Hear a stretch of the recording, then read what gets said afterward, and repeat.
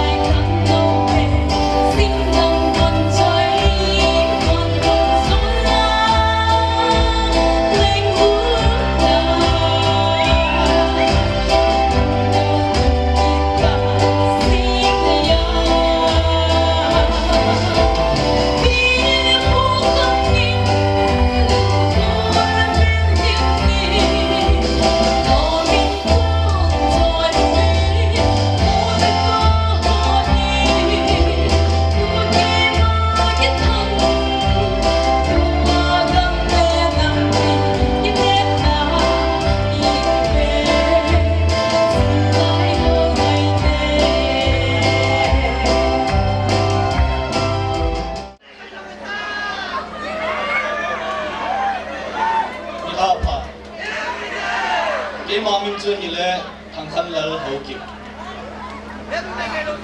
kachku kabangku thungtim cycle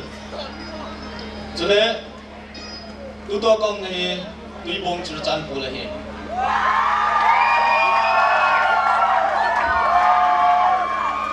lal na mel zom hoyen ta sa zom hoyen tu ni ha hi bin na bol ding tham Tuniha kema holim kabol no min hai. Ibi chua Holim no ngachu topic chu health tasa dam theina tu di thun holim no min hai. Okay, go ahead. Ine le cha je wa damo ve sin na hi ne un hai. Ida mo nau hi ine le cha hi je hin. Ine le cha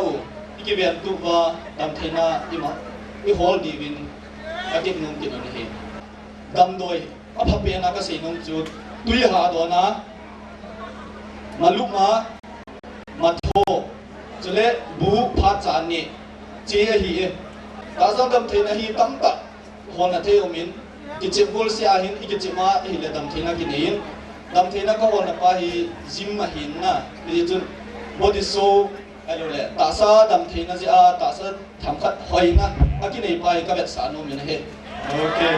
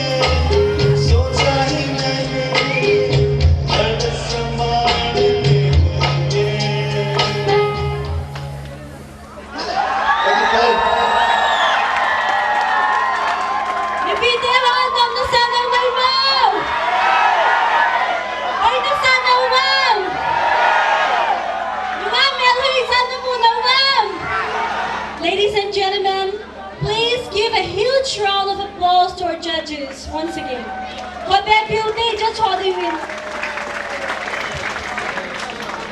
Jing ha teng le avelin chai hin evening session um kin tin jingka kono ya kon hin tin chu teng le e ho thado community society sunga kona la sa tin tampi in ichilanga hi irok ki dingu hin jing ha ding in na ki ko jingu hin tin ichitaki lanin misong se tu ni la dingin mang pha